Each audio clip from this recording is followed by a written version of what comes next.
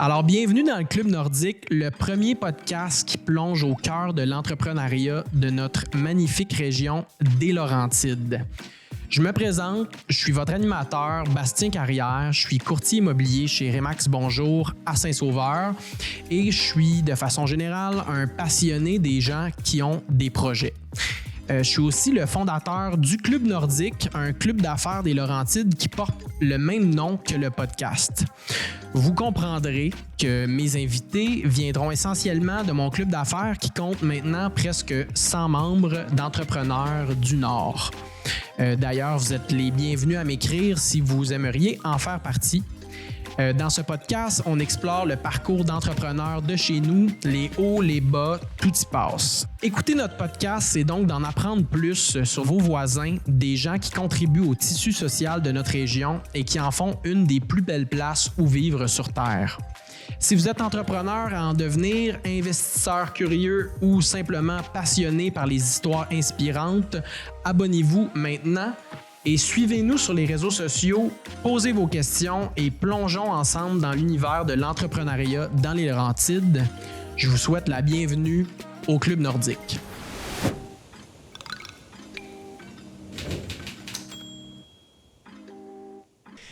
Bon, fait qu'on lance ça. Bienvenue Mathieu Provost au podcast du Club Nordique. Je suis content de te recevoir. Mathieu Provost, propriétaire des productions Bel Canto, mais aussi gérant de Samantha Nive. Fait qu'on a beaucoup de choses à parler aujourd'hui parce que tu es un entrepreneur à multiples facettes, là, comme on dit. Tu fais bien des affaires. Puis d'ailleurs, petite introduction aux gens qui nous écoutent, j'ai rencontré Mathieu à travers mon travail. Là. Fait que dans le fond, tu es un de mes clients. Tu es parti de la région de Gatineau vers les Laurentides. Et maintenant, tu es membre du Club Nordique en bonne et due forme, étant donné que, bon, on avait bondé. Puis, Ouais, j'ai mes patchs. Ouais, exactement. Tu fais partie de la gang à cette heure. Ça vaut beaucoup. Fait que Mathieu, je fais tout le temps un petit peu la même chose, comme tu le sais, parce que tu écoutes le podcast aussi. Là, on fait un petit recap de d'où tu viens avant de parler de tes entreprises, là, parce que j'aime avoir le background de l'entrepreneur avant de parler de ce que tu fais maintenant. Mais pour que les gens comprennent, tu es dans le monde de la production vidéo, tu es directeur photo. Puis là, en ce moment, ben, c'est ça, tu travailles plus à ton compte que pour d'autres productions, de ce que je comprends. Là. Ouais. Donc, ben là, c'est ça. Ma job temps plein, c'est en direction photo, donc en cinéma, en publicité, tout ça. Ouais. J'ai ma maison de production Bel Canto, comme tu mentionnais, depuis déjà plusieurs années. Mm-hmm. Puis, je te dirais qu'à partir de là, ben tout s'est dessiné, mais il y a eu d'autres choses qui sont arrivées qu'on va peut-être parler plus tard avec, justement, au niveau de la gérance d'artistes. Là. Mais pour revenir au départ, je viens de l'industrie de la musique. Mm-hmm. Fait que c'est pour ça que le truc de gérance, pour moi, c'était pas inconnu, parce que la musique, pour moi, ça faisait partie de moi-même. J'ai fait de la musique de film pendant des années. Ouais. Puis ma première compagnie, c'était une compagnie de composition de musique à l'image pour les publicités, courts-métrages, tout ça. J'ai pas fait de cinéma en tant que tel, mais j'en faisais quand même. Je faisais des courts-métrages, fait que c'est là qu'un peu l'idée de faire de l'image m'est venue par après, parce que... Puis, mettons qu'on revient plus loin encore que ta première compagnie, parce que quelqu'un ne se part pas une compagnie de production musicale à 15 ans. Fait que, disons, Mathieu, on revient en t'es en secondaire 4-5. Qu'est-ce que tu penses faire à ce moment-là dans la vie? J'ai tout le temps aimé la business en général, de toutes les facettes de business. Je te dirais que j'étais pas le top à l'école. Okay. J'aimais ça, mais j'aimais plus le monde qu'aller à l'école. Mais j'avais quand même une grosse note en chimie, en bio, en physique. J'aimais ça, mais j'étais loin d'aller dans ces sphères-là. Tu t'en allais pas ingénieur? Là. Non, pas trop. Okay. Fait que j'aimais beaucoup ça. Puis, à partir du secondaire 4-5, je me suis dit, OK, souvent, ils vont te catapulter au cégep, puis tu sais pas quoi faire. Tu t'en vas en sciences humaines, puis tu vis ta vie, mais je voulais pas faire ça. Fait que j'ai pris une année sabbatique, puis je savais pas trop ce que je voulais faire. Fait que comme tout bon ado, je suis parti par sac en Europe. Direct après le secondaire? Ouais, direct après. J'ai pris une année sabbatique. Cool. Là, mes parents étaient comme, oh non, à 17 ans, dans le fond? Ou autour de ça. Je suis pas bon avec les dates, avec les âges. Fait que ça se peut que ça suive pas, mais à peu près. À peu près. Ouais. Fait que je pars là, ça se passe bien, mais ça se passe pas si pire. Ça, c'était en 98, je me rappelle, que je suis allé en Europe parce qu'il y avait le mondial de soccer là-bas. Ben oui. Fait que, tu sais, le timing L'année que était la France a gagné, d'ailleurs. Ouais, exactement. Fait que le timing était super bon pour se louer des chambres d'hôtel puis des auberges de jeunesse. Tu peux t'imaginer? Ouais. Fait que c'est à partir de là, j'ai fait ça. J'ai tout essayé. Après, je suis revenu. Puis... Attends, là, juste pour faire une petite pause, là, le trip en Europe, ça a été 1 an. Non, ça a été... je suis parti 2 mois, mais je suis revenu après quelques semaines. Ça n'a pas été l'année sabbatique, parce que tu t'as vidé tout ce que tu avais dans ton compte en banque, j'imagine. Est-ce que ça a été principalement la France ou tu es allé ailleurs? J'ai fait pas mal plus la France, ouais. Le nord, le sud, puis c'est là que je voulais rester. Fait que j'ai dit l'Europe, mais c'est plus la France. As-tu été présent à la finale de la Coupe du Monde en France ou non? Écoute, à cet âge-là, j'ai jamais été quelqu'un qui suit les sports nécessairement. Puis je veux dire que je savais même pas que c'était le mondial. Je l'ai su là-bas quasiment, juste te donner une idée, tu sais. Ouais. Fait que non, j'ai pas suivi ça du tout. OK. Mais fait que là, je suis revenu quelques semaines après. Puis là, j'ai essayé plein de choses, dont un truc, je regarde dans les journaux, puis je vois pilote d'un jour. Fait que là, je me dis, pilote d'un jour, l'aviation, j'aime ça. C'est cool. Je m'en vais là, puis c'est des vendeurs. Ça n'a aucun sens. Je pense que je t'avais déjà raconté l'histoire. Non, jamais, je pense. Jamais? Bon, non. OK. J'adore. C'est que je m'en vais à l'aéroport de Gatineau. Puis je dis, salut, j'ai vu un truc, pilote d'un jour. Ah oui, absolument. Écoute, voici comment ça fonctionne. Nanana. Puis dans ce temps-là, c'était, je pense, c'était comme 200$. Puis tu passais une demi-journée, puis tu avais genre un cours à peu près au sol qui te disait, il faisait le tour de l'avion, puis tu pouvais, tu sais, voler pendant 1 heure de temps. Puis bon, fait que je dis, OK, mais je vais l'essayer.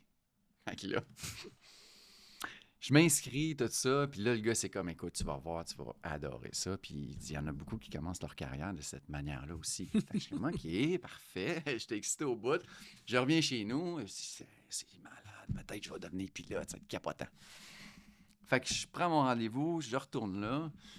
On est dans l'avion, là, je suis là, wow, OK, on fait tous les trucs, la prévisite de l'avion et tout. Je capote ma vie, j'embarque dans l'avion. Je me sens bien, tu sais. Puis là, le gars à côté, c'est un Français de France, mais il me dit mais c'est pas la première fois que tu fais ça, toi? Tu sais, genre de vendeur. Là, je dis oui. Il dit, t'as pas tes parents ou t'as pas quelqu'un dans la famille qui a un avion, t'as jamais. Tu sais, genre de phrase. Charmé. Ah, ben non. Mais je dis non, mais il dit, en tout cas, il dit vraiment. Tu fit. Tu sais, genre, fait que t'es là, toi, automatiquement, tu dis, à cet âge-là, tu dis, wow, OK.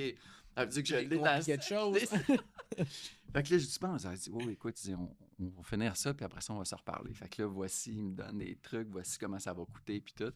Je m'embarque là-dedans. Je fais un prêt. Je pense que dans ce temps-là, j'ai 18 ans. J'ai eu mes permis de pilote d'avion avant d'avoir mes permis de char. Ah, ouais. Okay. J'ai fait mon pilote privé, pilote commercial, tout ça, puis je travaillais à l'aéroport de Gatineau. Fait que... J'avais aucune idée de ça, Mathieu. Ah, ouais, t'as fait ton cours de pilote commercial. Fait que tu t'enlignais Air Canada dans ta tête. Moi, c'est ça que je voulais faire, tu sais. OK. Puis là, après ça, j'ai continué. Je travaillais là-dedans pendant quelques années, mais là, il est arrivé le 11 septembre 2001. Ouf. Que tout le monde connaît. Ouais. L'aviation a crashé. Puis ça a pris un bon 5 ans avant que ça revienne. Mais là, tu regardes là, en ce moment, je pourrais probablement me retrouver un job là-dedans parce qu'il en manque tellement. T'sais. Ouais. Puis t'as encore tes licences? Tu les perds pas? Ouais, les licences, en fait, ta licence est validée par ton médical. OK. Fait que tant aussi longtemps que tu es en santé, tu vas pouvoir voler. T'sais. Puis là, ça fait un petit bout que j'ai pas volé, mais tu peux aller quand tu vas faire la location. Tu vas faire la location d'un avion comme tu fais comme une voiture, en fait. T'sais. Ouais. C'est-tu le genre de trip qui te parle de temps en temps de te louer un avion? Oui, ouais. Avant, je faisais ça, là, c'est juste le temps qui me manque, mais tu sais, genre, on louait un avion, on partait le matin, on allait à Québec, passait la journée, on soupait là, on venait le soir. Malade. Tu sais? Fait que ça, c'est cool, ça se fait bien quand même. Ouais. Les prix ont monté versus ce que moi, je payais à l'époque, tu sais. C'est clair. Mais c'est quand même un moyen de transport très, très cool. Ben oui. C'est drôle parce que je pense que ça fait 2 ou 3 ans de tout ça. J'avais eu comme idée de payer un tour du lac Brome en cadeau de fête à ma blonde et pour plus tard me rendre compte qu'au final, je me payais un cadeau de fête. C'est souvent ça qui arrive. J'y vends le cadeau puis je suis comme « Cam, tu vas pas en revenir de ce qu'on s'en va faire. » Finalement, je l'amène à l'aéroport à Bromont, tu sais, puis on rentre dans un petit Cessna, puis elle est comme « Ah, c'est cool, mais clairement, c'est ton trip. » En tout cas, finalement, j'ai... Cadeau empoisonné, là, tu sais. Mais écoute, à ma défense, l'année d'avant, Camille, ma conjointe, elle m'avait payé mon cadeau de fête, c'était du camping d'hiver dans une tente de style prospecteur, mais moi, je déteste le camping. C'est elle. Je déteste ça. Ben, en fait, je déteste pas ça, mais je suis tout le temps inconfortable, je dors mal. Ouais. Puis là, imagine-toi en hiver, en tout cas. Fait que c'est encore pire. Mais au final, ça m'avait toujours trotté dans la tête de faire mes cours d'aviation. Je me suis toujours dit, hey, ça doit être hot de dire, tu sais, éventuellement avoir un petit hydravion, puis tu le gardes, t'habites sur un lac, là, tu pars justement faire des tours. Je trouve ça complètement malade. Mais j'embarque dans le petit Cessna, il devait faire 35 degrés dehors, puis il n'y a pas d'air climatisé dans ces avions-là. On ouvre les 2 petites fenêtres Ouais, grosses comme ça, là, tu sais que... Puis là, l'air rentre un peu, mais il fait chaud. Puis je suis conducteur, puis Camille est assis en arrière. Il y a juste 3 places dans l'avion. Puis c'est le pilote qui est à ma droite, moi à gauche, puis Camille qui est derrière. Puis éventuellement, là, on est en haut du lac Brome. Puis le pilote me dit « Hey, prends les contrôles, amuse-toi. » Et là, je le pogne, puis le feeling de le pogner, il faisait chaud. On était comme dans une canne de sardines. Là, je me suis mis à avoir chaud, puis je me suis mis à me sentir pas bien, d'avoir des hauts le cœur. Puis là, tu sais, le feeling... Tu l'as jamais eu quand tu contrôles un avion, mais c'est spécial quand même ce que ça fait là, quand t'es pas habitué. Puis je suis sorti de là vert, blanc comme un drap. Ma blonde était comme, pense pas que tu vas faire tes cours. Finalement, j'étais comment? C'est sûr que quand tu voles, tu sais, normalement, idéalement, pour quelqu'un qui a mal au cœur, peu importe, si tu voles le matin ou tôt le matin ou tard le soir, l'été, c'est mieux parce que plus il fait chaud, plus qu'il y a des nuages, plus que ça va être turbulent, tu sais, parce que l'air, c'est comme des bulles. OK, je savais pas. Fait que c'est pour ça. Fait que quand l'air est un peu instable, surtout quand il fait 30 degrés, 40 degrés, oublie ça. C'est juste pas le fun. Là. Ben, c'est parce que ça brasse trop, tu sais. Mais tôt le matin, l'air est stable. Puis en fin de journée aussi, tu sais, des belles journées d'été. OK, je savais pas. Si tu veux... Puis j'imagine aussi que dans les avions un petit peu plus récents ou les plus gros avions, t'as de l'air climatisé, t'as de l'air qui rafraîchit l'intérieur de l'avion. Là, un petit Cessna, je pense qu'il devait avoir 40 ans à peu près. Plus tu montes, plus tu perds. Je pense que tu perds quasiment un 2 degrés par 1000. C'est ça. Fait que tu as des petits trucs que c'est plus l'air est plus frais. Là. OK. Cool. Mais quand même. Mais en tout cas, écoute, on va pas. Non, parce qu'on va parler de ta carrière aviation. Fait que là, finalement, tu fais ça pendant un bout, 11 septembre 2001. Ouais. Ça crash. Job, quoi? Oui, absolument. On était une dizaine de pilotes qui étaient mis à pied. De quelle compagnie? C'était Aviation 550 à l'époque. OK. Puis, c'est ça. Fait qu'eux-mêmes, on avait des avions. Les assurances ont doublé, triplé. Fait que là, les gars, ils ont fait garde, on ne peut plus se permettre de payer ça. Fait que ça a fermé. Après ça, mon père avait une compagnie en restauration parce que mon père était en restauration toute sa vie, comme 6 restaurants. Puis, il s'était parti un truc pour former les gens en restauration, tu sais, dans différents services. Ouais. Fait qu'il m'avait dit, un jour, prends ton cours avec moi, comme ça, tu ne seras jamais mal pris si jamais il faut que tu te revires rapidement. Puis c'est ça qui est arrivé, tu sais. Là, moi, j'étais démotivé parce que dans ma vie, j'étais pilote, là, moi. Là. Fait que tu pars de pilote à serveur d'un restaurant, c'est une méchante drop. C'est rough, ouais. Fait que j'ai fait ça pendant pas longtemps, jusqu'à temps que j'ai une opportunité en 2003 pour travailler au gouvernement fédéral. Parce que nous, comme peut-être que les gens le savent, c'est qu'en Outaouais, nous, on est collés sur Ottawa, donc le fédéral est très, très présent. C'est le plus gros employeur. Mais en fait, moi, littéralement, je pense que tout le monde que je connais qui habite à Gatineau, quasiment, leur conjoint ou conjointe travaille pour le fédéral. Ouais, je pense que c'est souvent... C'est souvent ça qui arrive. Les salaires, les avantages sont là, mais bon. C'est que je rentre par la porte en arrière, qui était plus facile à cette époque-là aussi. Fait que je fais quand même 17 ans là-bas. Hein? Ouais, j'ai fait My God, je sais rien, en fait. J'étais Quality Assurance Analyst. Fait que dans le fond, c'était pour les passeports canadiens. Fait que moi, les passeports, je testais tout ce qui est... je m'assurais de la qualité, mettons, tu sais, des photos. Je sais qu'on a eu des gros problèmes avec les photos, ces affaires-là. Tout ce qui était, mettons, les problèmes de sécurité. Tester les applications en ligne pour les trucs, les failles, ces choses-là. C'était ça ma job pendant 17 ans. De 2003 à 2020? Ouais, à peu près. OK. Oui. OK. Absolument, ouais. Fait que près de la début de pandémie... Pas 2020. Ben, en fait, oui. On est en 2024, oui. Wow. Ouais. OK, cool. Puis entre ça, parce que moi, j'étais au fédéral, mais là, c'est là que quand j'ai parti ça, quand j'étais au fédéral, je faisais aussi de la musique de film. Ouais. OK? Fait que je m'étais parti un side job, dans le fond. Side job. OK. Parce que j'aimais la musique, puis je faisais de la musique, puis tout ça, j'étais musicien de base, tu sais. Puis à partir de là, je me suis monté un studio à la maison, à Val-des-Monts, fait qu'il y a un beau petit studio, tout ça. Puis j'ai commencé à recevoir des contrats en publicité, tout ça, pour faire de la musique. Fait que j'ai commencé ça. Puis là, plusieurs années après, je faisais pas mal le même salaire avec ce que je faisais au fédéral versus le travail. Cool. Fait qu'au final, t'avais comme t'avais un double salaire. J'avais un double salaire. Ouais. Puis là, je me disais tout le temps... Okay, mais tu devais travailler comme beaucoup trop d'heures dans tes semaines. Ben, c'est sûr. Si j'arrivais le soir, c'était pas sain. Là. C'était Ouais. pas sain. Mais tu sais, quand tu as une passion dans la vie, à un moment donné, tu comptes pas tes heures, Ouais. mais c'est là que ça devient dangereux. Tu sais. Ouais. Fait que je faisais ça. Puis à un moment donné, je me suis dit, OK, là, il va falloir que je fasse un choix. Là, tu sais. Mhm. Fait qu'avant de faire ce choix-là, je m'étais ramassé quand même 1 an de salaire. Fait que je me suis dit, si je tire ça à plug, ben au moins, je vais être prêt à toute éventualité. C'est ce que j'ai fait. Fait que j'ai toujours été bien intelligent à ce côté-là parce que là, je partais d'un environnement De stable, sécurité, ouais, t'avais probablement un fonds de pension aussi, Ben t'attendais, oui, tout le exactement. tralala. Ouais. Fait que j'ai fait ça de même, puis je me rendais compte aussi qu'en faisant la musique, quand je voyais les images, je me suis dit, c'est cool la musique, mais les images, ils me faisaient plus triper encore les prises de vue, puis tout ça, tu sais, l'émotion des gens, la lumière, comment est-ce qu'elle reflétait ses visages et tout.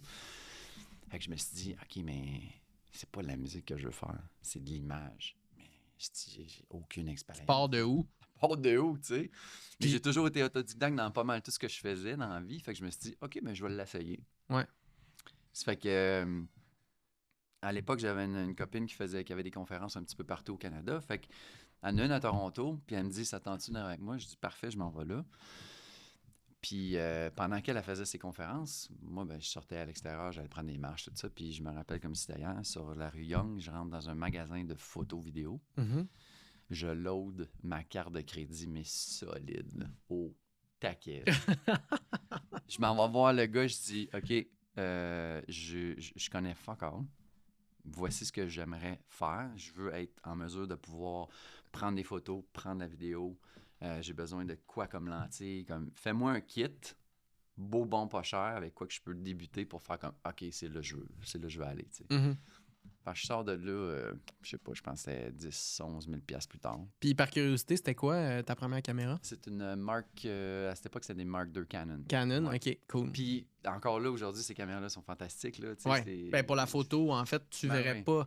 C'est ça qui est drôle aussi dans l'univers de la photo vidéo. Je pense qu'en vidéo, on a vraiment évolué, puis ça nous permet de faire des trucs vraiment cool. Là, tu sais, je parlais avec Dave l'autre fois, puis il y a des caméras 8K. Là, fait que tu peux cropper dans ton image, puis quand même avoir du 4K de qualité, ce qui est incroyable.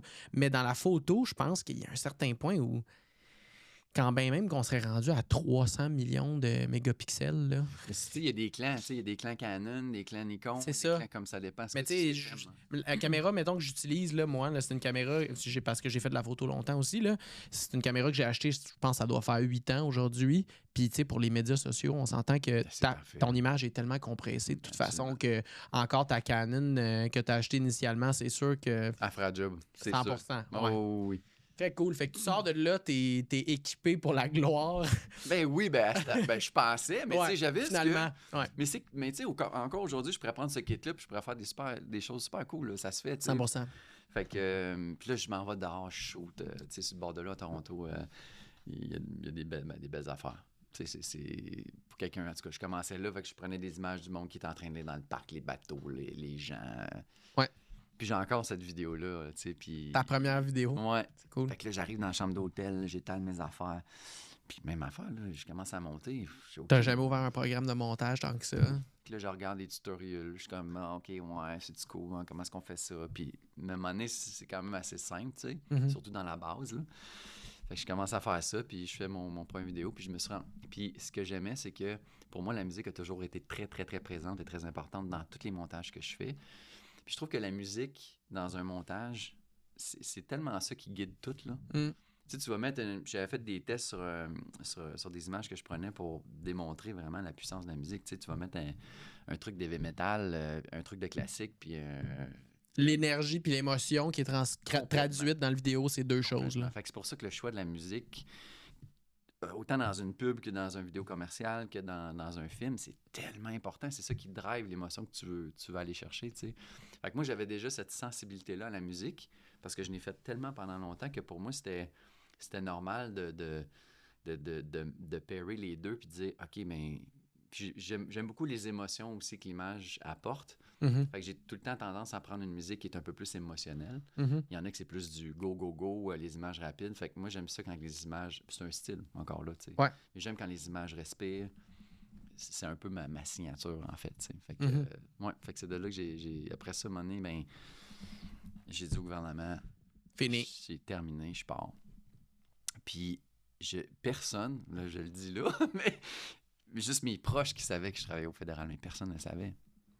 Ce qui fait en sorte que... Attends, tu veux dire quand tu dis personne ne le savait, personne dans ton entourage élargi, tes amis? Oui, mes amis savaient que j'étais au ok. fédéral, tout Ouais, ça. ouais. Mais tu sais, exemple, quand j'allais, mettons, quand je m'absentais au travail, Je comprends. je disais pas, OK, je peux pas parce que je travaille. Je comprends. OK. Les gens qui t'engageaient au niveau de la musique, par exemple, Ouais, ou ils même étaient de pas la au courant vidéo. que toi, tu avais une job 40 heures ou de la vidéo que tu avais une Exactement. job 40 heures. Là. Je Non, comprends. parce que je voulais pas diluer. Ouais. Tu sais, parce que quand tu fais une job part-time, Ouais, les gens, ils ont moins confiance à ce niveau-là. C'est comme, il est-tu sérieux dans ce qu'il fait? encore aujourd'hui, il y a du monde qui dit non, mais qu'est-ce que tu fais dans la vie? Ben, je fais ça. Non, mais c'est quoi ta vraie job? Ben, c'est ça que je fais. Tu sais, Ouais, c'est ouais. comme- Puis c'est drôle, hein, mais c'est une discussion que j'ai eue plusieurs fois sur le podcast avec d'autres personnes. Je pense qu'il y a un certain point. Tu sais, les entrepreneurs souvent viennent d'une autre job à la base. Là. Tout le monde Ouais. a comme eu sa stabilité à une certaine place. Puis là, il faut que tu fasses le choix éventuellement de comme Mhm. est-ce que je suis prêt à mettre ça de côté, à laisser tomber mon 40 heures qui, disons, paye ma maison, paye mon auto, paye tout le tralala pour faire le saut puis me lancer en entrepreneuriat. Puis personnellement, moi, je fais vraiment partie de l'équipe qui pense que il faut qu'à un moment donné, il y ait une brisure puis que tu sois prête à se dire, là, je m'investis à 100% dans mon idée puis dans ma passion parce que le faire part-time ad vitam aeternam, de un, tu vas te brûler, puis de deux, la crédibilité sera pas nécessairement là. Puis si tu veux scale ton entreprise puis que ça prenne vraiment de l'ampleur, c'est bien difficile de dire je vais le faire les soirs et week-ends. Ton cerveau, il est pas à 100% là. Puis je pense même dans le milieu artistique, c'est la même chose. Tu es dans le milieu artistique aussi avec Samantha, puis moi, je l'ai été plus au niveau de l'humour et tout, là. Tu sais, les gars qui faisaient de la scène, mais qui décidaient de le faire après leur shift à l'épicerie ou dans un bar. C'est sûr. Tu sais, tu te couches à 3 h du matin parce que tu finis ton chiffre de resto, t'es brûlé, ben raide, t'es-tu en train d'écrire du nouveau matériel ou c'est plus difficile, tu sais. Fait qu'il faut qu'à un moment donné, je pense qu'il y ait le... Oui, je me lance dans le vide, tu sais. Oui, puis même au niveau du salaire, tu sais, quelqu'un qui dit ouais, mais là, je suis pas capable de gagner ma vie. C'est parce que si tu t'impliques à 50%, tu vas faire 50% de ce que. Ouais, tu sais, c'est tu seras pas possible d'aller capable. chercher, ouais. Fait que c'est un peu de même qui est important de le voir. Ouais. Fait que, en gros, c'est ça. Fait que tu as quitté le fédéral. Là, à ce moment-là, tu avais une caméra, mais tu étais plus connu comme le gars de la musique. Comment tu es allé chercher tes premiers mandats officiels de vidéo? Parce que là, la musique, t'en fais plus tant que ça. J'en fais plus tant que ça. Ben non, j'en fais plus. Ben, j'avais des bands ici et là. Tu sais, j'avais un band de musique traditionnelle qu'on se rencontrait toutes les années, puis on faisait des shows dans des bars, tout ça, au jour de l'an. Mais là, tu sais, c'est tous des professionnels. Il y en a un qui est avocat, l'autre qui est anesthésiste, tu sais, fait que, puis on vient tous de différentes régions. Fait qu'à un moment donné, je trouve ça plate parce que c'est un band cool. On avait violoniste, tapeux de pied, accordéon, 3 guitares, les voix, c'était cool, tu sais.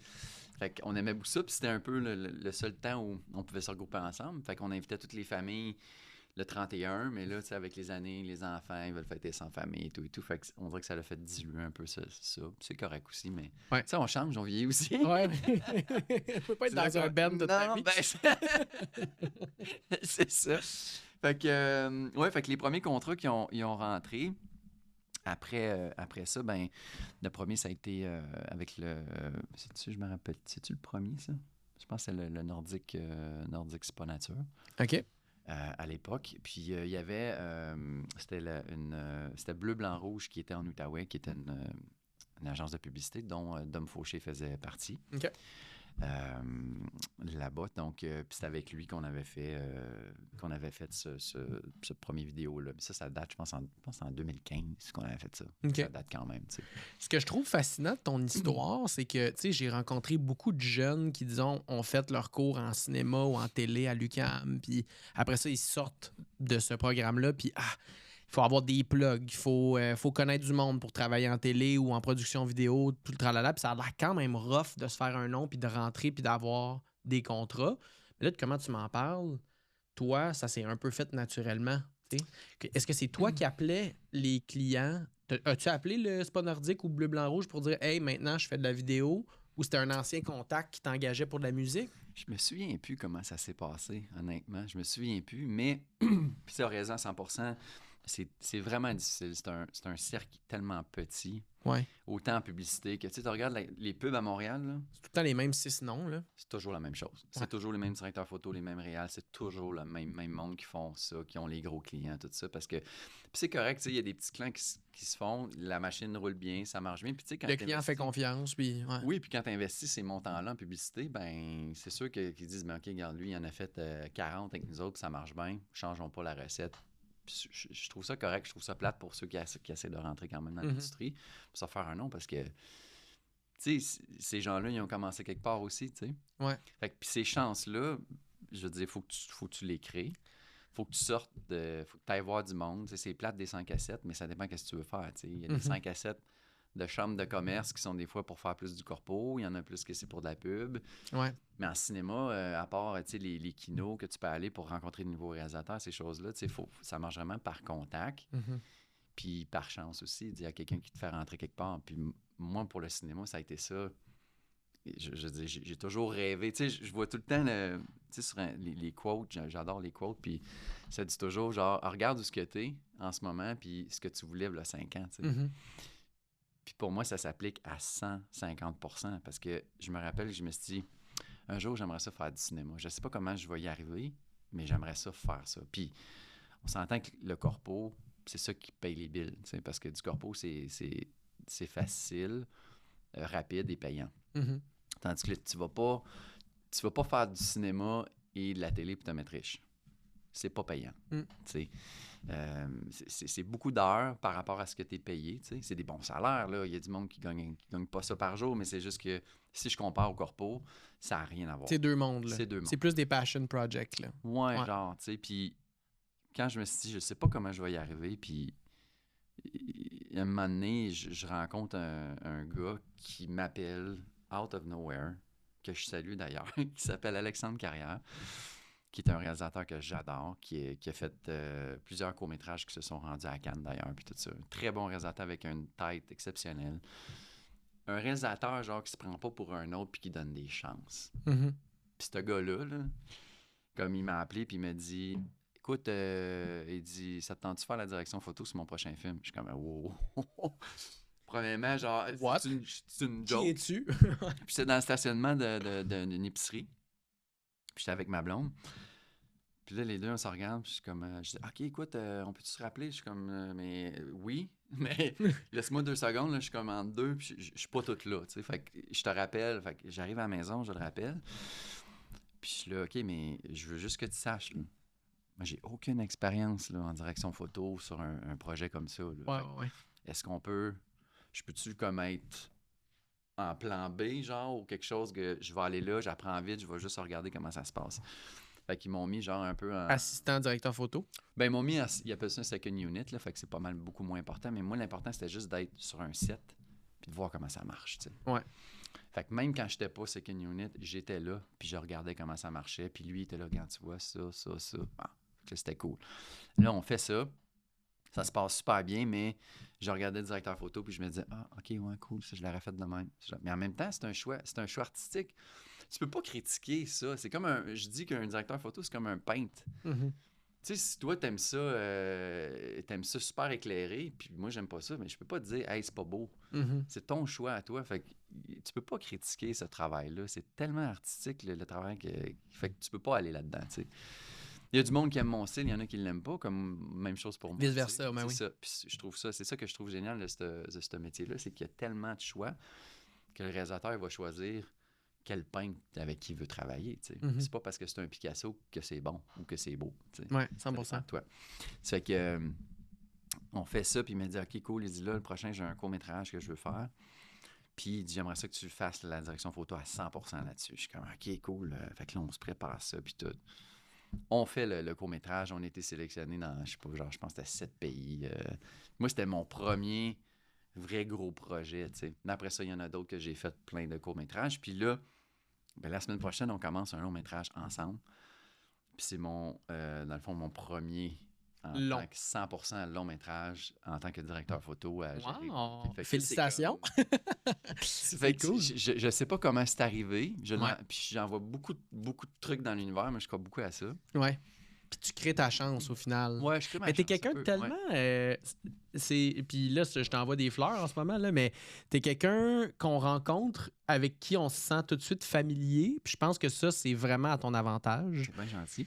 Tu sais, la première fois qu'on a fait des visites ensemble, je fais ah, OK, Mathieu, j'y parle comme si c'était mon chum. Là. Tu sais, puis je pense que ça se ressent, ça, et dans des milieux où, justement, c'est très compétitif, puis les gens, des fois, c'est un peu à couteau de tirer, là, le milieu du cinéma. Mais quand tu as cette énergie-là qui rentre sur un plateau, ça doit être comme ah, OK, cool. Le directeur photo, il se prend pas pour un autre. Exact. Puis il va pas tout le temps me faire sentir comme un moins que rien. Genre, fait que, hey, on le réengage. Puis, tu sais, c'est cool. Exactement. Puis t'as clairement, justement, un œil artistique, puis cette présence-là, je pense, t'a aidé à avoir cette place-là que t'as maintenant, mais aussi, tu crées ta chance, tu sais. Puis c'est quelque chose que t'as dit qui résonne beaucoup, là, je pense, puis qu'il y a beaucoup d'entrepreneurs qui sont de même, là. C'est la réalisation éventuelle que il n'y a jamais rien qui va nous être donné sans qu'on mette ce qu'il faut mettre en place au final pour que ça fonctionne. Tu sais, j'ai des amis qui travaillent beaucoup dans le milieu de la pub, des amis, plutôt des connaissances, en fait, ils ont une compagnie de production qui s'appelle le Moonstruck. Puis eux autres, justement, c'était du monde qu'il n'y avait pas vraiment...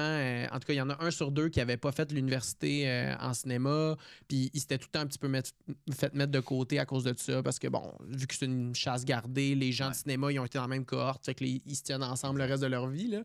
Puis lui, ben, à un moment donné, il a juste décidé de faire comme, écoute, je veux faire de la pub. Fait qu'il m'a commencé à faire de la pub sans qu'on me le demande. Fait qu'il s'est juste mis à tourner des clips pour des compagnies sans même avoir le mandat de le faire. Puis là, éventuellement, telle compagnie fait comme c'est malade ce que tu fais, repose sur leur page, même s'il n'est pas payé, là, il le fait comme pro bono. Puis à un moment donné, ça a créé une boule de neige. Puis là, tu vois, en ce moment, je vois, il est aux Olympiques, il a été engagé par Olympique Canada pour suivre des athlètes.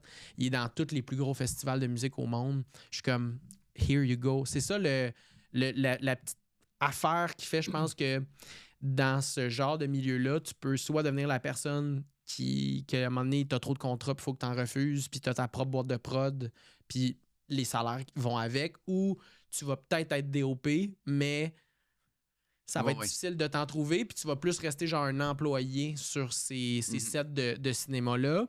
Puis, tu sais, créer sa chance, là, moi, ça me parle beaucoup, je trouve, parce que t'es n'importe qui écoute le podcast, qui veut être entrepreneur, que ce soit dans les Laurentides ou non, je pense qu'il y a un moment donné, il faut que tu aies ce mindset-là de, écoute, oui, c'est un milieu difficile, mais moi, c'est ça que j'ai envie de faire. Fait on commence. Par où on commence? Ben, c'est ça. Puis au début, il faut que tu en fasses des choses gratuites. T'as pas le choix. T'sais. J'en ai fait, je sais pas combien, justement. Puis là, ça me revient.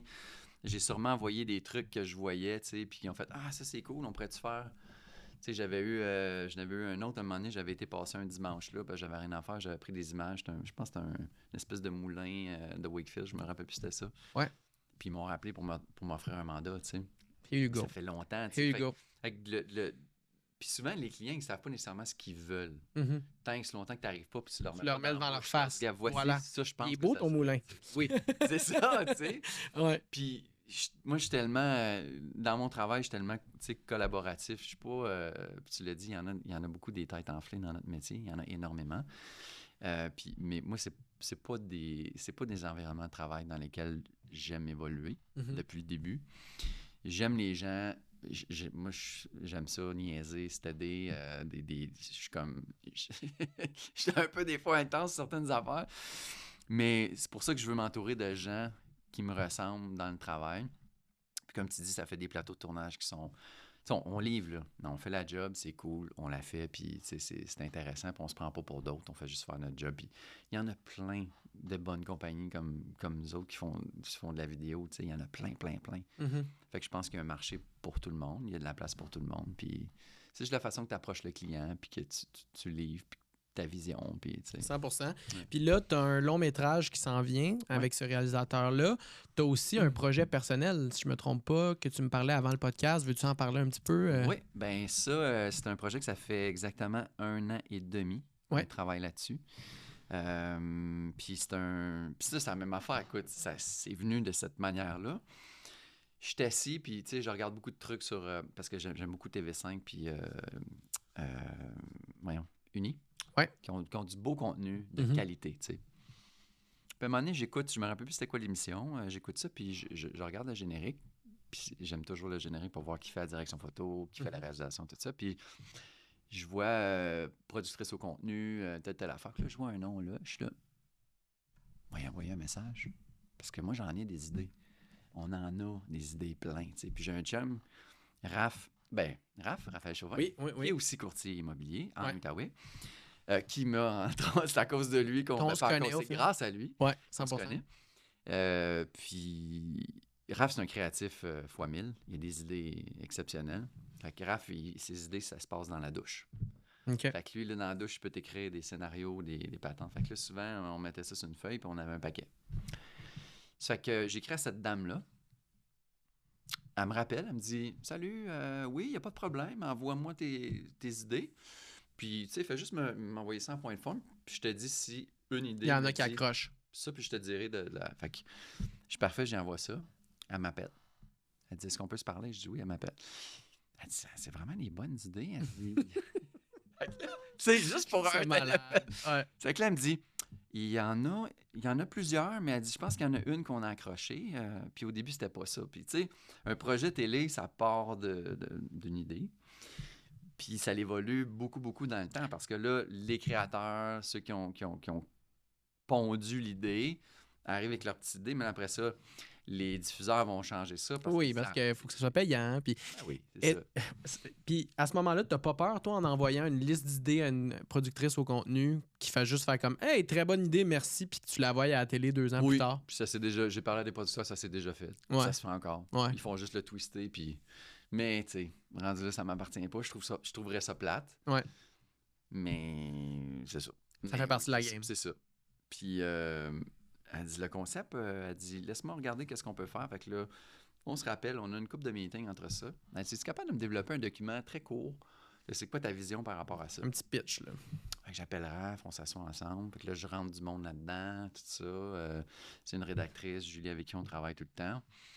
C'est qu'on fait nos choses là, puis on renvoie ça, puis elle dit, OK, je pense qu'on a quelque chose. Fait que là, pendant un an, Du back and forward. on se relance. 1 an et demi. Là, moi, j'ai aucune expérience en tant que producteur télé. Mhm. Fait qu'ils sont comme, t'es qui, toi? 100%. Puis je comprends. Je veux dire, ils investissent des millions. Là. Ils vont pas juste te donner le cash, puis fais-nous quelque chose qui a du bon sens. Fait que là, ils m'ont dit, ben, ça pourrait être le fun que tu te mettes en coprod avec une autre compagnie. Fait que là, j'ai une productrice qui est très, très, très bien placée à Montréal, que je contacte. Est-ce qu'on peut, on peut la nommer? Je vais laisser ça. Je ne Ok. le mentionnerai pas parce que, juste pour éviter de faire des... parce que, ouais, c'est ça. OK, parfait. Puis, donc, elle me dit, voici ce qu'on va faire. Fait qu'elle, elle savait un peu qu'est-ce qu'il fallait tout s'organiser. Puis elle me dit, on va le faire, je vais te présenter quelqu'un qui pourrait faire la coprod avec toi, qui en a déjà fait des paquets puis qui est reconnu dans l'industrie. Fait que j'appelle cette personne-là. Ça jive tout de suite. On se connaît même pas, on s'est jamais vu. On se planifie un lunch au resto, on parle, ça marche. J'y donne le projet. Je dis, voici, ben, c'est ça. Fait que là, tu vas me guider, tu vas me montrer comment on monte ça, comment est-ce qu'on fait tout ça. Puis moi, je vais être là, je veux faire la direction photo de ce show-là, puis tout ça. Fait que ça a buildé, jusqu'à temps qu'on reçoive la réponse de TVA, pas de TVA, de TV5. TV5. Puis qui ont dit, bon, ben, Let's go. Vous avez un show. Fait que là, on se retrouve avec un show télé de 6 épisodes d'une heure, moins les pauses. Puis ça s'appelle Saveurs précieuses. Donc, nous, on commence à tourner en novembre, puis ça va être diffusé en 2025. OK. Fait que ça, en fait, c'est que nous, ce qu'on trouvait cool, c'est toutes des ingrédients ou la nourriture la plus dispendieuse sur la planète. OK. Fait que ce qui nous intéressait, c'est que la plupart de ces ingrédients-là, ils viennent tous c'est des paysans qui les cueillent ou qui les... Tu sais, mettons les truffes, là. Ouais. Ben, les truffes, là, tu vois le monde, les gars qui ramassent la truffe, là. Oui, c'est monsieur, madame, riches, dans le fin fond. Arrivent, là, les mains tout crottées, puis ça avec leur creuse, chien, puis le puis- chien, ouais. par ouais donc, tu sais. Fait Ouais. qu'il n'y a rien de glamour là-dedans. Mhm. Par contre, le clash entre ça et où c'est Et conservé. le restaurant dans lequel ça va être... Classé, ils vont servir la truffe, s'ils vendent ça 2000 pièces le kilo ou plus, là, je me rappelle plus c'est quoi. Là, Ouais. Fait que de montrer ce clash-là entre ces deux mondes-là. Les deux réalités. C'est ça. Fait qu'il y a un domaine, il y a un truc culinaire aussi qu'on voulait rentrer là-dedans, c'est parler à des chefs étoilés partout dans le monde, donc plus dans le bout de Paris, dire c'est qui vos clients, tu sais, parce qu'il y a des gens qui consomment ça, tu sais. Fait que là, dans ce show-là, on a la truffe, évidemment, parce que Raph vient du Périgord, puis la truffe est là, puis son père a une truffière, il y a des vignobles, tout ça, fait que lui, il fait ça fait 50 ans, tu sais. Fait qu'ils ont développé des techniques et tout, fait que ça va être un peu chez son père qu'on va faire ça. Puis, disons, là, la truffe va être un épisode. Oui, la truffe, c'est un épisode. Chaque épisode a son ingrédient, si on veut. Puis là, on commence en novembre avec le safran en Grèce. Ouais. Fait que, puis le safran, ben, tu sais, ça prend des milliers de feuilles pour en faire, tu sais, un petit peu. C'est un goût qui est très affectif. On s'en va plus là-dedans. On va au niveau historique. On fait tout un peu le décortiquage de chaque ingrédient. On fait ça. On fait le pousse-pied en Espagne. On fait la vanille bleue en l'île... comment ça s'appelle? L'île de la Réunion. OK, cool. Ensuite, on fait le miel elfique en Turquie. OK. Ça, c'est du miel qui est à, je sais pas... Dans les hauts de montagne. Ouais. Celui-là, je le crains un peu parce qu'on avec les caméras. Ouais. Ça va être quelque chose. Mais Wow. c'est ça. Puis là, ben, c'était toutes des connaissances parce que j'étais allé en tournage l'année passée en Turquie pour une autre série télé que j'avais faite avec Niche Media. Puis on a rencontré des gens, des fixeurs sur place qui organisent tous les permis et tout. Puis je vais retravailler avec cette même personne-là. Très cool. Fait que c'est comme si... Fait que là, tu pars combien de temps faire ça dans les prochains... En novembre, tu sais, on a 6 jours de tournage par épisode. Ouais. Ben, en fait, 3 jours plus les déplacements. 3-4 jours plus les déplacements. Mais en novembre, ça va être pas mal ça. Puis, tu sais, entre décembre, janvier, février, peut-être qu'on va partir à coup de 3 semaines pour essayer de... Ce qui est difficile avec ça, c'est que toute la saison des récoltes, faut les respecter, nous. Ben oui, tu peux pas arriver... Ouais, 100%. Puis beaucoup avec le réchauffement climatique, ça a l'air de rien, sauf que... Des fois, on n'est plus sûr quand est-ce que ça va être exactement. Souvent, ils disent, oui, normalement, c'est dans la semaine du 25 janvier, mais là, ça va peut-être une semaine avant, une semaine après, 2 semaines plus tard, peu importe. Il faut vraiment être sur le gun, nous autres, puis être prêt à y aller si jamais, mais il faut quand même... Faut que tu aies une organisation, faut que tu bookes ton monde. C'est très difficile, mais on est un petit team, là, on descend, on va être 3, là. OK. Faire le son réel. Fait que c'est plus flexible à ce moment-là. Là. Ouais, mais c'est juste de tout organiser qui est un peu plus... Mais ça, c'est un projet d'une vie, là, d'une vie. Puis là, on a appris que probablement qu'ils veulent faire plus loin, puis c'est ça le but, c'est de dire... On fait saveur précieuse Afrique, saveur précieuse Asie, saveur précieuse Canada. Ben oui. Parce qu'il y a des ingrédients de haute gamme partout dans le monde, mais il y a aussi un marché pour ça. Puis nous autres, c'est ça qu'on veut savoir, ces gens-là, c'est qui? Qui est-ce qui se paye du thé à 1,5 million le kilo? Ça n'a pas de sens. Au Japon, c'est qui se paye ça, tu sais? Puis pourquoi? Puis c'est quoi les bienfaits que ça peut faire sur le corps versus un autre thé et tout, tu sais? Fait que... C'est fou quand même parce que potentiellement, que ça veut dire que dans les prochaines années, tu vas voyager partout au travers de la planète pour aller goûter des trucs incroyables. Exactement. En étant payé en plus pour le faire. Je veux dire, c'est une sweet gig que tu as créée à cause d'une idée dans la douche. Là. C'est quoi le positionnement de Raph dans tout ça? Lui, il travaille-tu encore sur l'idée ou comment vous avez... Raph, c'est le petit chat dans la gorge? Ouais, je comprends ça. Raph, voyons, perdu la gorge. Tous une bonne shot, là. Raph a développé l'idée. Ouais. Voyons. Meurs pas, Mathieu. Ça a passé à Moreto. Donc, Raph, c'est le concepteur de l'idée qui a développé, puis il va être aussi notre fixeur en France parce qu'il connaît bien la région et tout. OK, très cool. Fait qu'il disparaît pas complètement, là, même si s'il est pas dans le monde du cinéma à la base. Là. Non, je sais pas c'est quoi son horaire de courtier, là, mais... Ben, c'est ça aussi, là. Tu sais, il y a ça qu'il faut manager dans son travail, mais il trouve toujours quand même du temps. Puis pour lui, c'est facile de trouver des idées. Fait que c'est cool. Lui, je peux juste dire, j'ai ça. OK, il dit, laisse-moi y passer, je te reviens. Et puis c'est pas long qu'après ça, il dit, j'ai pensé à un truc. M'écris ça, puis... Malade. Ben, moi, ce que je trouve incroyable de penser, c'est qu'il y a à peine 5 ans, tu avais encore ta job temps plein au gouvernement fédéral, que tu as eu 17 ans de temps, et que là, tu as des gigs probablement qui vont te faire voyager partout dans le monde et un long métrage dans la même année. Là, c'est C'est spécial, là. Ouais, ben, c'est comme si. Puis des fois, je me dis, c'est correct. On dirait qu'il y a quand même un processus dans une vie que tu te dis, ben, il y a une raison pour que j'ai fait ça. Ouais. Puis je me dis, la raison de la stabilité que j'ai eue avec le fédéral, ben, ça m'a permis de m'acheter ma première maison, ça m'a permis de m'acheter un char, de comprendre un peu tout ça, de comprendre l'informatique, que j'avais pas d'idée c'était quoi. Tu sais, fait que toutes ces choses-là, quand tu reviens en arrière, tu peux pas dire que c'est des années que tu as perdues. Ouais. Parce qu'à un moment donné, tu vas toujours. Tu vas te dire, ah, c'est pour ça que j'ai fait ça. Tu sais, souvent, tu vas le réaliser beaucoup plus tard, ou c'est pour ça que j'ai rencontré cette personne-là, là, 5 ans passés. Là, c'est là. Ouais. Là, je viens de catcher. Tu sais. Fait que 100%. je trouve que au fil du temps, je me dis, ben, c'est sûr que j'ai tendance à me dire, c'est comme si j'ai perdu 17 ans de ma vie. Parce que si j'avais commencé, mettons, à 25 ans en cinéma, là, Who knows? ben, je me dis, en 5-6 ans, le cheminement que j'ai fait, ben, sur une période de 10-15 ans, C'est sûr. tant que ça aurait doublé, fait que je serais peut-être ailleurs. C'est ça que je voudrais, je sais pas. Parce qu'en vieillissant, on dirait aussi que je veux plus avoir une qualité de vie. Ouais. Puis on dirait que je suis en train de me bâtir ça tranquillement. Fait que je travaille beaucoup moins. J'ai des mandats des fois qui sont plus agréables à faire. Fait que c'est un peu vers ça que je vais aller. Ouais. Plus J'ai toujours eu quand même le loisir de choisir un peu sur quel projet je peux travailler. Mais j'aimerais ça plus en vieillissant, encore plus le faire. Puis enjoyer la vie. Parce que ça va tellement trop vite, c'est fou, tu sais. C'est comme. Puis ma blonde est là-dedans aussi, elle est très dans le yoga, ci, puis ça. Le bien-être. Ouais, 100%.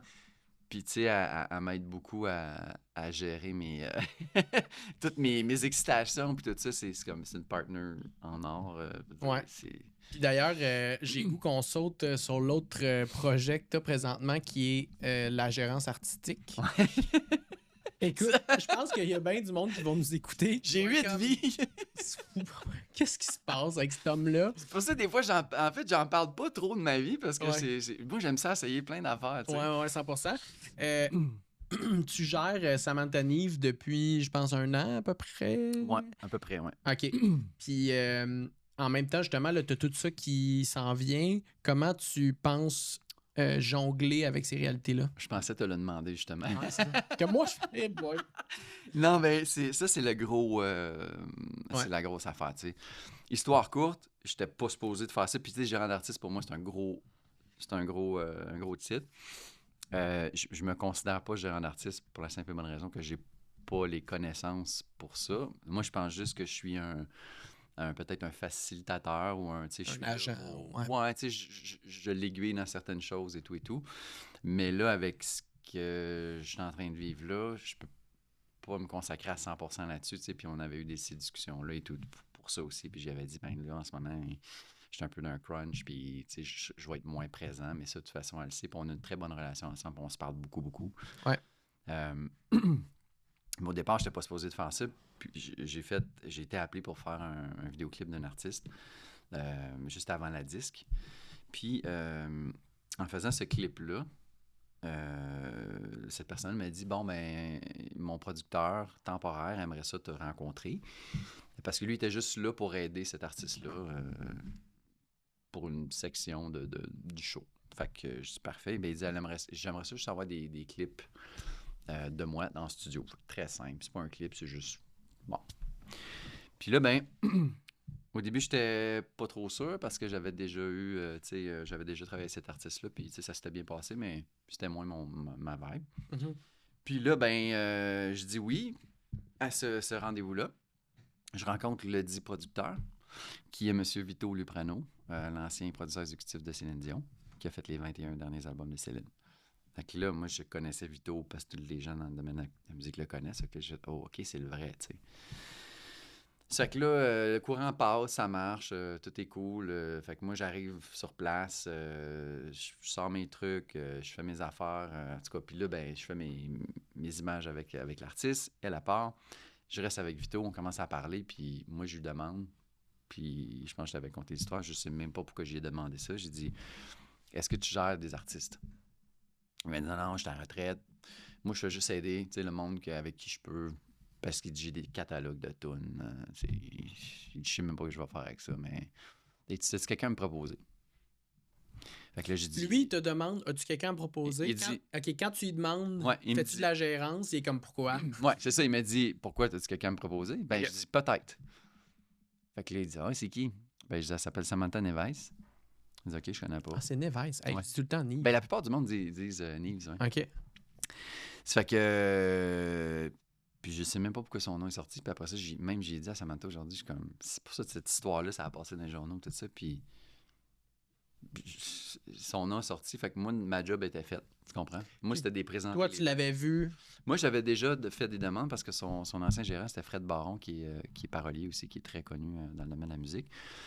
Puis Fred, moi, j'avais téléphoné, puis j'avais pour un autre projet avec la ville de Gatineau pour qu'on voulait faire un espèce de truc avec l'orchestre symphonique sur un toit de building et tout. Ouais. Puis ça n'avait pas fonctionné pour X raisons. Puis j'avais bien aimé la vibe de Fred aussi. Fait que quand je l'ai contacté pour lui dire hey, écoute, j'ai quelqu'un qui voudrait écouter des tunes à Samantha. Et je lui ai dit ça, il dit OK, ben appelle-la, toi, puis annonce-y. T'sais. Fait que là, il est en char avec son chum. Quand j'ai dit ça, elle est comme attends, tu me niaises, là? Tu me niaises. Puis elle, genre, Céline Dion, pour elle, c'était son Ben oui. idole, comme beaucoup de chanteuses. Fait que ça reste là, on organise un meeting les trois ensemble, ça passe, tatata, écoute, puis là, genre, un mois après, on rentre en studio, on fait des tunes, on enchaîne les tunes.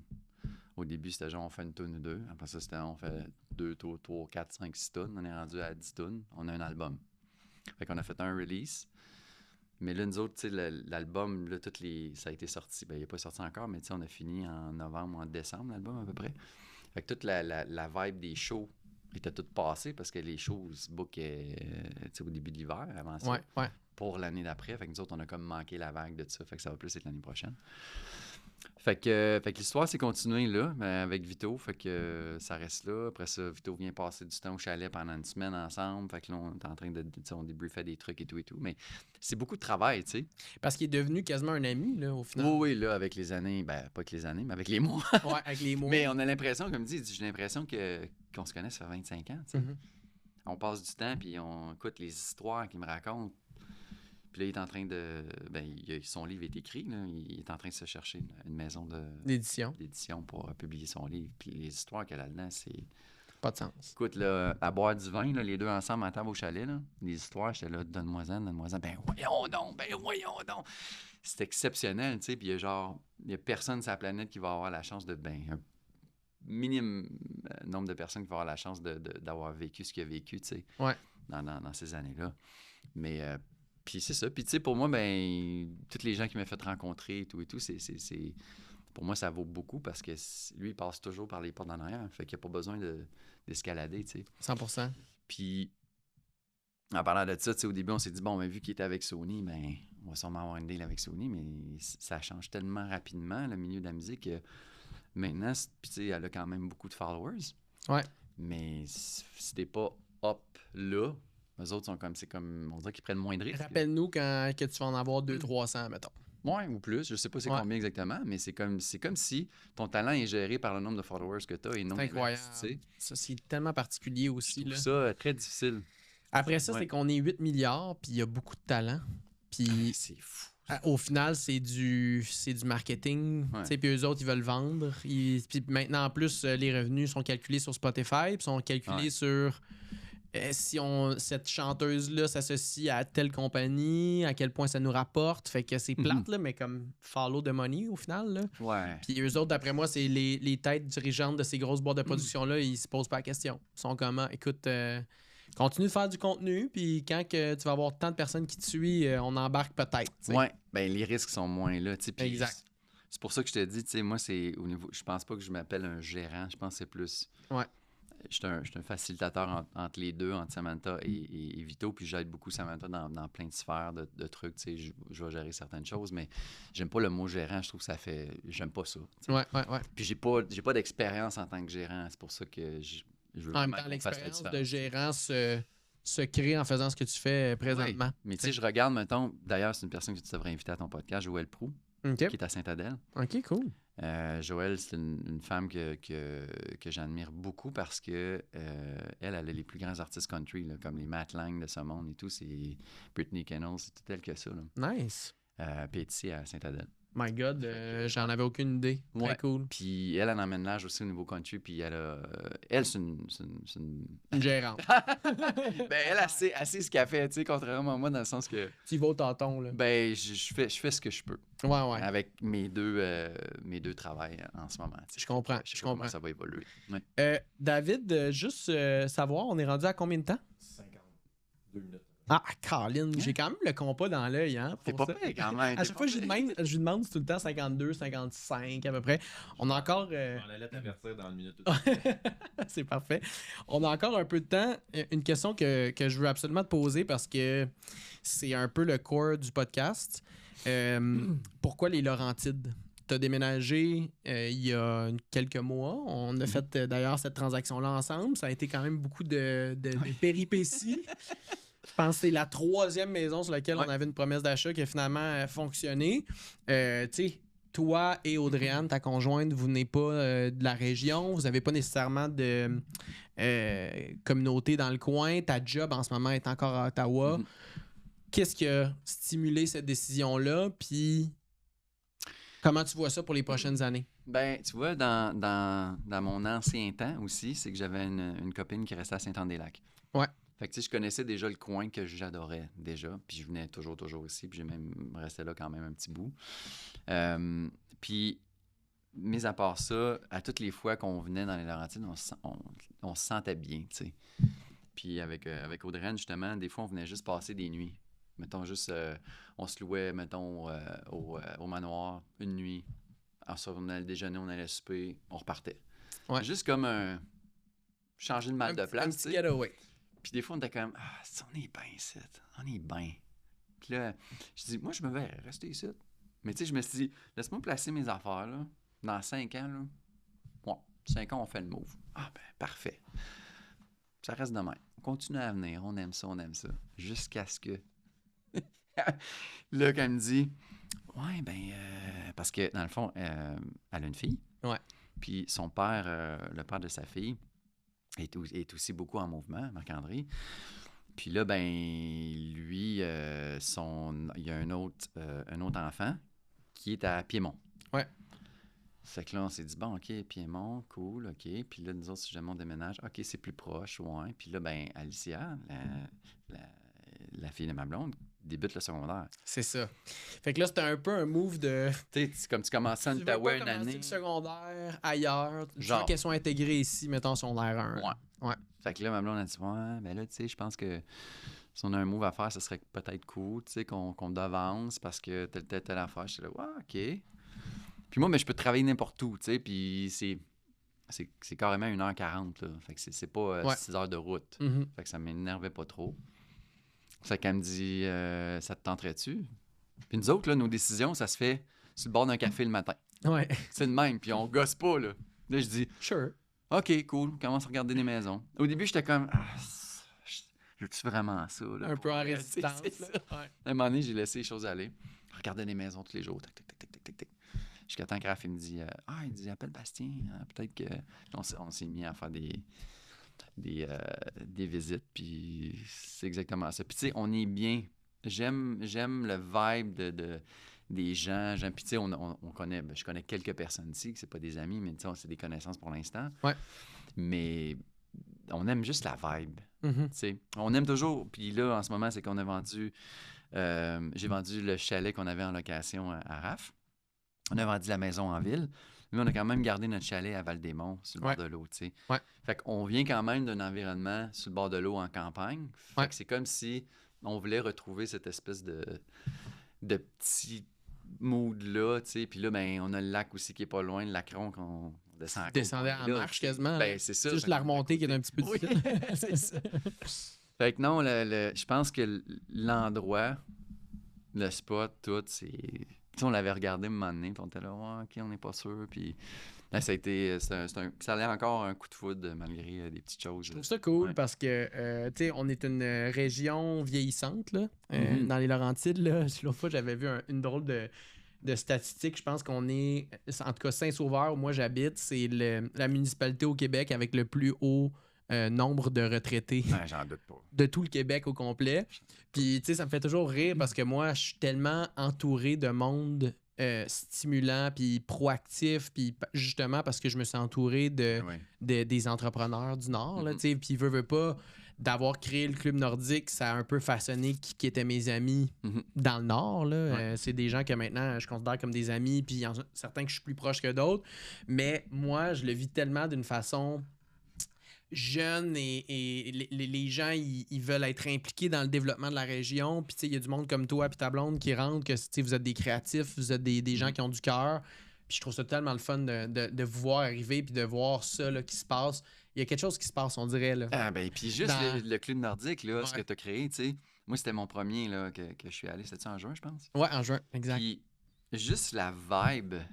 Tu sais, parce que c'est un peu, c'est pas en plein pas ça une chambre des commerces, mais c'est un regroupement de gens d'affaires. Ouais. Un peu comme il y a dans plusieurs régions, mais même ceux qu'on a en Outaouais, ça n'a rien à voir. Oui, mais c'est drôle que tu dis ça parce qu'il n'y a pas longtemps, je parlais à un de mes amis qui est entrepreneur mais dans le coin de Montréal. Il y avait une agence de voyage et tout avant. Puis il me disait justement comme à chaque fois que je vois les publications du Club Nordique, il est comme j'étais un peu jaloux, j'aimerais ça venir, mais en même temps, j'aurais pas rapport parce que j'étais à Montréal. Mais tu sais, je parlais de ça avec lui l'autre fois, puis j'étais comme mais il doit en avoir à Montréal, tu sais, c'est la ville de l'entrepreneuriat, tu sais, normalement. Puis il dit, ouais, mais non, tu sais, c'est justement, c'est des chambres de commerce, c'est des chambres d'affaires, c'est très veston-cravate et tout. Ouais. Mais je pense justement, nous, vu qu'on est juste un petit peu en retrait, puis qu'on veut se tenir les coudes, vu qu'on est une petite région, puis qu'on veut pas... on n'est pas beaucoup qui sont pas retraités. On est tous ensemble comme OK, ben on y va, puis on se tient ensemble, puis cette énergie-là, tu peux pas la recréer d'une autre façon. C'est une affaire de village, là. Au final. Là, tu le sens pour vrai. Puis moi, la première chose que j'ai faite, c'est qu'en revenant, j'étais là, j'en ai parlé à tout le monde. J'ai dit sérieux, comme que j'aimerais ça que Raph vienne voir ça aussi. Il est bienvenu. Puis, ben oui.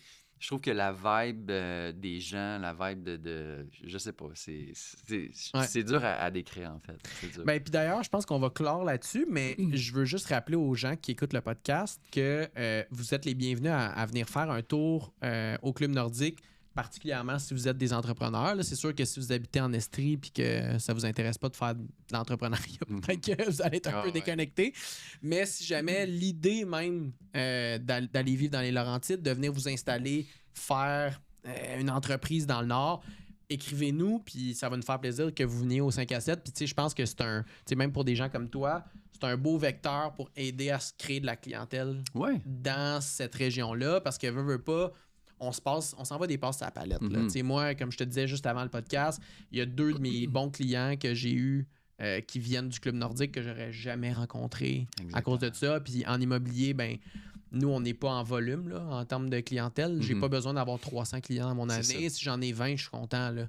Fait que quand on ait 2, mettons, qui viennent de ce club d'affaires-là, ben c'est ça de gagner. Ben, oui. Puis je vois plein de partenariats aussi entre les restaurants, les cafés, les boîtes de marketing, les vidéastes, les photographes.